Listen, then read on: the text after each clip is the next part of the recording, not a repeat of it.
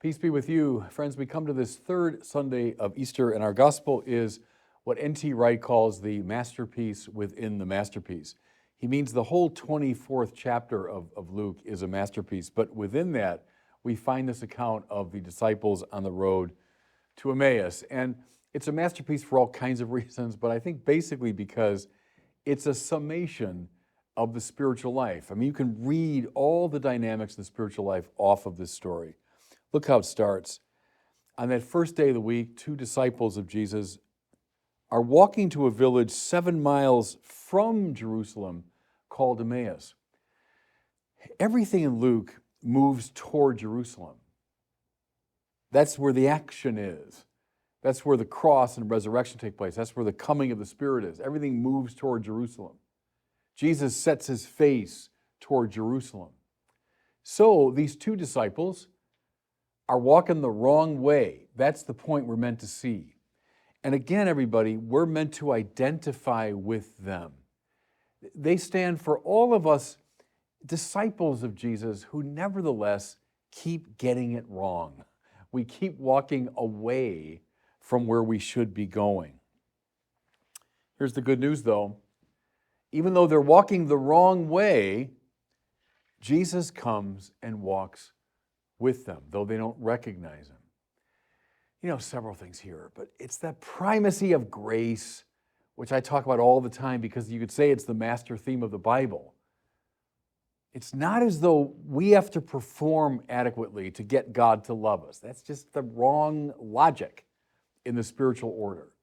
Rather, even when we're walking the wrong way, Jesus comes and walks with us. You know, and also these great themes in Pope Francis come to mind here. The Pope keeps emphasizing accompaniment, and that's what this is.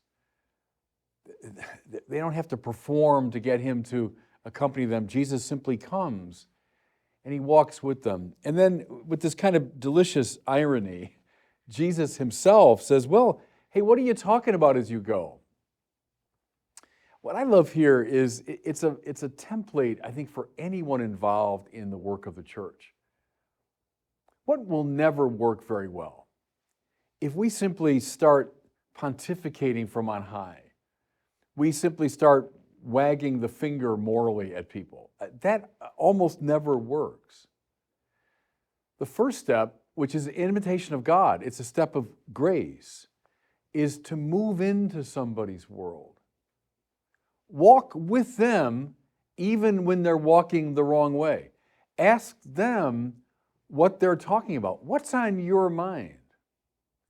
You know, I always remember Paul Tillich, the Protestant theologian, who said, most sermons are answers to questions that nobody's asking. So Tillich recommended what he called the method of correlation, to correlate the questions of the time with the answers of the gospel. Well, that's a good instinct for any teacher, preacher, pastoral minister. What are you talking about? What's on your mind? Again, Pope Francis is really good, I think, at emphasizing these motifs. And now the irony continues because it's Christ himself asking the question. And then we hear one of them, named Cleopas, said to him in reply, are you the only visitor to Jerusalem who doesn't know of the things that have taken place? And then Jesus, well, what things? What are you talking about? And then Cleopas and his friend begin to recount for the Lord himself all the basic details of the life and ministry of Jesus. He was a prophet, mighty in word and deed before God and all the people. Our chief priests and rulers handed him over to a sentence of death, crucified him. We were hoping he'd be the one to redeem Israel. And now, the third day since these things took place, and some women in our group say he's risen from the dead. Now, here's what's extraordinary is they get everything right, don't they? They've got the basic structure of the story. As I would suggest, practically anybody, at least in the West today, would be able to do, right? If you were to ask someone, well, hey, tell me about this Jesus of Nazareth, about Jesus Christ, they'd probably tell you this basic outline. So why are they dejected? Why are they walking the wrong way? Why are they so sad? Because Though they have the data, they don't have the meaning. Sometimes you can see all that's there to be seen, but you don't get the pattern. I think I've talked to you before about the cartoons in the New Yorker magazine. I get the New Yorker, and I like it largely for the cartoons. And they're very clever, you know. And 95% of the time, I get the cartoon, why it's funny. But sometimes I'll look at a cartoon, I'll see everything in it. All the characters, their expressions, I'll read the caption. I've seen it all, but like, okay, I don't get it. Why is that funny? And it might take some time before the light goes on and you get it. But see, getting it doesn't involve seeing any more data. It's not like, oh, I missed that character back in the corner. No, what I come to see is the pattern that links all of this together. Now come back to the story. They got all the details right, all the data right, but they don't have the pattern. And at this point, it's a turning point in the story. At this moment, Jesus, who's been, listening and walking with them in this kind of, non-judgmental way, hearing their point of view, he says, "Oh, how foolish you are. How slow of heart to believe all that the prophet spoke. Was it not necessary that the Christ should suffer these things and enter into his glory?" Now, notice something, please. We talk about accompaniment, terrific. I'm all in favor of it. We talk about walking with people, listening to them, not being judgmental, not wagging the finger. Yes, I agree with all that. Primacy of grace, yes. But notice, Jesus does not just wander around with these two fellas. He doesn't just walk any way they want to go. At a decisive moment in the process, he begins to teach them. Don't you get it? Don't you see the pattern that the Christ had to undergo suffering so as to enter into his glory? Now they see the pattern of a suffering love that goes all the way down to express the divine mercy and thereby comes to glory. There's the pattern. And then with that in mind, here's for everybody that wants to get more deeply into the scriptures. Then beginning with Moses and all the prophets, he interpreted to them what referred to him in all the scriptures. That's beautiful. And believe me, every one of us who's ever studied the Bible, we would love to have been a fly on the wall at that moment when Jesus himself walks through the entire Old Testament, the law and the prophets. I see Moses and the prophets. And lights up how everything in the Old Testament speaks of him, because that's where the pattern was revealed for the first time. That makes sense. So yes, accompaniment, yes, in this very non-intrusive and inviting way, but then at a decisive moment, he begins to teach out of the Bible, revealing the pattern so they would understand who he is. Now, the story intensifies at this point. As they approached the village to which they were going, so they're getting close to Emmaus, he gave the impression that he was just going to be heading on. And they were so enraptured by his teaching that they say, stay with us. So he does, and then famously, they sit down to eat, and Jesus takes bread, and he breaks it. The characteristic Eucharistic gesture. See, but what's the Eucharist? What is it? It's God's love unto death.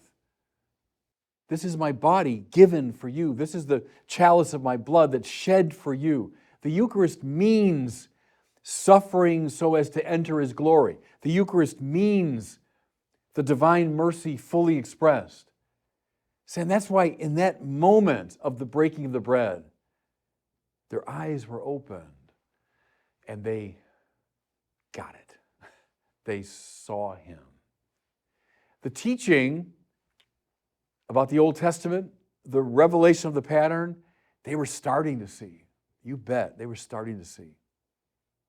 Their hearts were burning within them. Quite right. But then it was in the Eucharistic moment that the pattern was fully revealed to them, and they knew whom they were dealing with. They knew who he was. Everybody walking the wrong way? That's all of us sinners, but especially today, so many walking away from the churches. Jesus comes, and you know what? He might come in your guys. He might come because you walk with somebody. Remember, we're his eyes and his ears and his hands and his feet. So Jesus, maybe it's through you, comes to walk with those who are walking in the wrong direction. He listens, of course. What are you talking about? What's on your mind? But then he breaks open the word, and then he breaks the bread. And in these great liturgical moves, his identity is revealed. That's why, my fellow Catholics, especially listening to me, this is why we have to draw people back to the Mass. I mean, what is this but the Mass? But the Mass, there's the liturgy of the Word, followed by the liturgy of the Eucharist. And in both those moments, it's Christ who is addressing us. Now look how the story ends. They recognized him, but he vanished from their sight. How come he vanished, by the way? Von Balthasar says because he disappears into the mission of the church. It's beautiful, huh? He disappears into their mission. Listen. So they set out at once and returned to Jerusalem. They started going the wrong way.